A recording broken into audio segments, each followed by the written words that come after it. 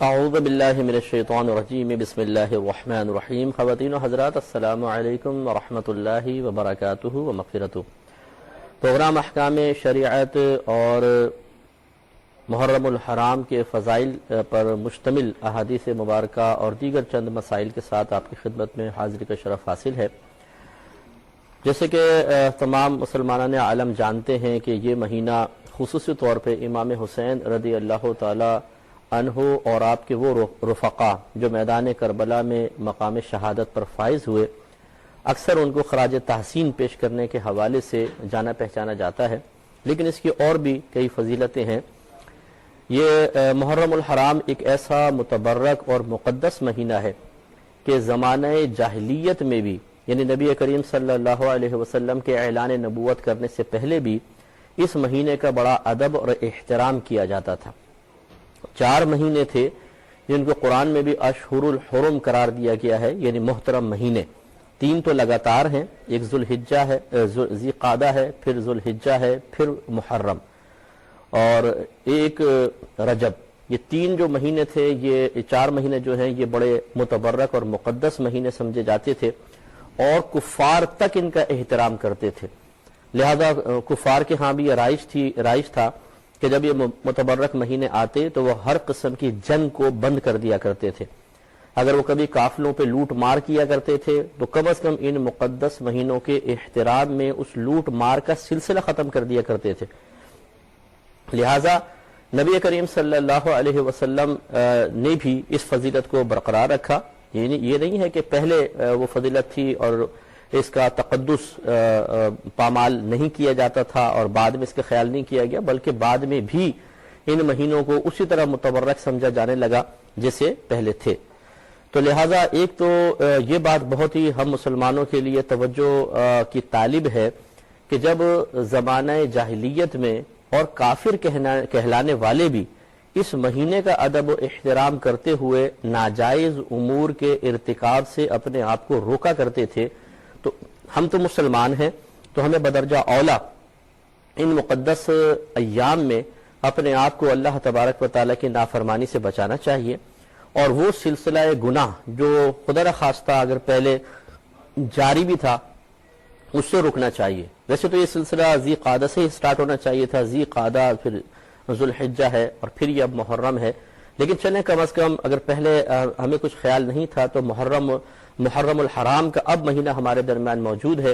ہمیں کوشش کرنی چاہیے کہ اس میں اپنی زبان کو، اپنی نگاہوں کو، کانوں کو گناہوں سے بچائیں۔ اسی طرح جو حرام کما رہا ہے وہ اس مہینے کا احترام کرے، رشوت خور رشوت چھوڑ دے، ملاوٹ کرنے والا کچھ عرصے کے لیے تو ملاوٹ سے باز رہے۔ خدا نخواستہ ہم یہ نہیں کہہ رہے کہ اس مہینے میں آپ چھوڑیں اور بعد میں لیتے رہیں، ہم اجازت دینے والے کون ہوتے ہیں؟ ناجائز چیز ناجائز ہوتی ہے، لہٰذا بعد میں بھی بچنا چاہیے، لیکن کم از کم ان مقدس ایام کا ادب و احترام کرنا چاہیے۔ تو ایک تو محرم الحرام بڑا مقدس مہینہ ہے، زمانہ جاہلیت میں کفار بھی اس کا ادب کرتے تھے، تو ہم مسلمان ہیں الحمدللہ، ہمیں بدرجہ اولا اس کا ادب کرنا چاہیے۔ دوسرا ایک نبی کریم صلی اللہ علیہ وسلم جب مکۃ المکرمہ سے مدینہ منورہ تشریف لائے تو یہاں پہ اس وقت یہود موجود تھے اور فوری طور پہ نبی کریم صلی اللہ علیہ وسلم نے انہیں مدینہ سے نہیں نکالا تھا، تو آپ نے یہاں کے یہود کو ملاحظہ فرمایا کہ وہ 10 محرم الحرام کا روزہ رکھتے ہیں، یوم عاشورہ جو ہوتا ہے اس کا روزہ رکھتے تھے۔ تو آپ نے دریافت فرمایا کہ تم اتنے اہتمام کے ساتھ یہ روزہ کیوں رکھتے ہو؟ انہوں نے عرض کی کہ یہ وہ دن ہے جس میں اللہ تبارک و تعالی نے فرعون اور اس کی قوم کو غرق کیا اور موسیٰ علیہ السلام اور آپ کی قوم کو ان کے شر سے نجات عطا فرمائی۔ تو موسیٰ علیہ السلام نے اس نجات کے شکرانے کے طور پہ روزہ رکھا تھا، تو ہم بھی ان کی موافقت میں روزہ رکھتے چلے آ رہے ہیں۔ جب نبی کریم صلی اللہ علیہ وسلم نے یہ بات سماعت فرمائی تو آپ نے صحابہ کرام سے ارشاد فرمایا کہ موسیٰ کی موافقت اختیار کرنے میں ہم یہود کے مقابلے میں ہم ان سے زیادہ قریب ہیں، یعنی ہمیں چاہیے کہ ہم موافقت کریں، یہود سے زیادہ ہم ان سے قریب ہیں۔ لہذا نبی کریم صلی اللہ علیہ وسلم نے صحابہ کرام کو 10 محرم الحرام کا روزہ رکھنے کا حکم ارشاد فرمایا۔ تو کسی نے عرض کی یا رسول اللہ صلی اللہ علیہ وسلم اگر ہم فقط 10 کا روزہ رکھیں گے تو کیا یہ یہود سے مشابہت نہیں ہو جائے گی؟ تو نبی کریم صلی اللہ علیہ وسلم نے ارشاد فرمایا اچھا تو پھر 9 یا 11 کا روزہ بھی ملا لو، یعنی ایک دن کا اور روزہ ملا لو 9 یا 11 کا. تو اس لیے یہ خود نبی کریم صلی اللہ علیہ وسلم کا طریقہ یقیناً سی بات ہے کہ آپ صحابہ کرام کو ارشاد فرما رہے ہیں تو آپ نے خود بھی روزہ رکھا اور صحابہ کرام نے بھی رکھا. تو 10 محرم الحرام کا روزہ رکھنا یہ گویا کہ سنت موسیٰ علیہ السلام بھی ہے, ہمارے نبی کریم صلی اللہ علیہ وسلم اور دیگر صحابہ کرام کی سنت بھی قرار پائی ہے. اور اس کے ساتھ ساتھ 9 کا یا 11 کا روزہ بھی ملا لیں تاکہ کسی غیر قوم سے مشابہت بھی نہ ہو جائے. اور اس روزے کے بارے میں رحمت کونین صلی اللہ علیہ وسلم کا فرمان ملتا ہے کہ جس نے 10 محرم الحرام کا روزہ رکھا تو یہ اس کے سابقہ 1 سال کے گناہوں کا کفارہ بن جائے گا. تو آپ دیکھیے 1 سال کے گناہ جتنے بھی ہیں پیچھے سب کے سب معاف ہو جائیں گے اس ایک روزے کی برکت سے.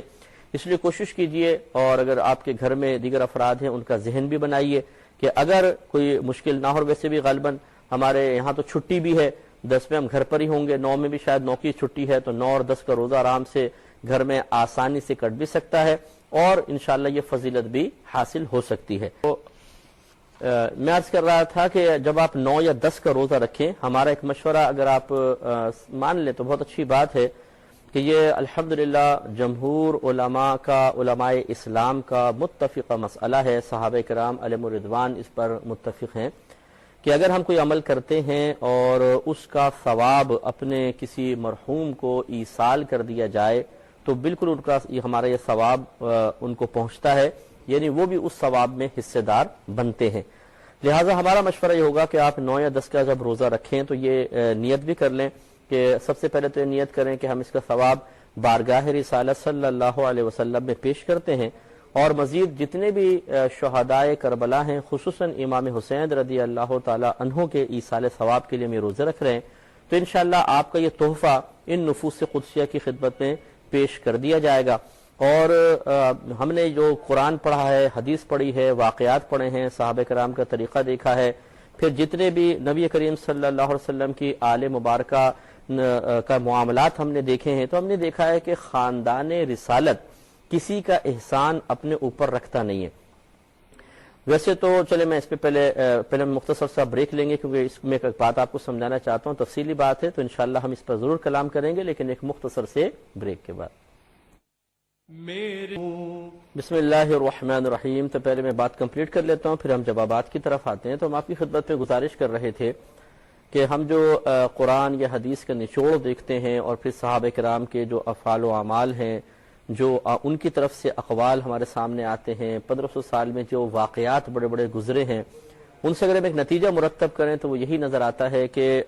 نبی کریم صلی اللہ علیہ وسلم اور آپ کے خاندان والے, آپ کی آل, اگر کوئی ان کے ساتھ معاملہ احسان کرتا ہے تو وہ اس کے احسان کو رکھتے نہیں ہیں بلکہ اس کا بدلہ عطا فرماتے ہیں. لیکن یہاں یہ بات ضرور وضاحت طلب ہے کہ اگر کوئی ان کے ساتھ اچھا سلوک کرتا ہے تو اس کو احسان سے تعبیر کرنا یہ ہمارا کام نہیں ہے, نہ میں اس کو احسان کہہ رہا ہوں بلکہ یہ تو وہ نفوس قدسیہ اس کو احسان سے تعبیر کرتے ہیں. جیسے نبی کریم صلی اللہ علیہ وسلم نے حضرت ابوبکر صدیق رضی اللہ تعالی عنہ سے ارشاد فرمایا کہ اے ابوبکر, جس کسی نے بھی مجھ پر دنیا میں احسان کیا میں نے اس کا بدلہ دنیا میں ہی اس کو عطا فرما دیا, لیکن تمہارے احسانات کا بدلہ اللہ تبارک و تعالی میدان محشر میں خود عطا فرمائے گا. اب دیکھیں صدیق اکبر رضی اللہ تعالی عنہ نے جو کچھ نبی کریم صلی اللہ علیہ وسلم کی خدمت کی یا دین کی خدمت کی, یقینی سی بات ہے وہ ان کے لیے سعادت ہے, کوئی احسان تو نہیں ہے.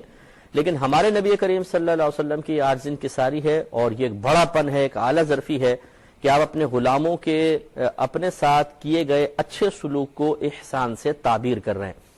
تو ہم بھی اگر سید حضرات سے, آل رسول سے یا نبی کریم صلی اللہ علیہ وسلم سے کوئی اچھا معاملہ کرتے ہیں, ان کے ساتھ کوئی اچھا رویہ رکھتے ہیں, کوئی اچھی صورتحال ہم اختیار کرتے ہیں جو ہماری خدمت ہے, ہمارے لیے سعادت ہے, تو ہم اسے احسان نہیں کہہ سکتے. ہاں وہ نفوس قدسی اس کو احسان سے تعبیر کرتے ہیں. اس اعتبار سے میں نے لفظ احسان بیان کیا کہ اگر کوئی ان کے ساتھ کوئی احسان والا معاملہ کرتا ہے, اچھا معاملہ کرتا ہے, تو یہ اس کا بدلہ رکھتے نہیں ہیں بلکہ ضرور عطا فرماتے ہیں, دنیا میں بھی عطا فرماتے ہیں, آخرت میں بھی عطا کریں گے. اور انشاءاللہ تعالی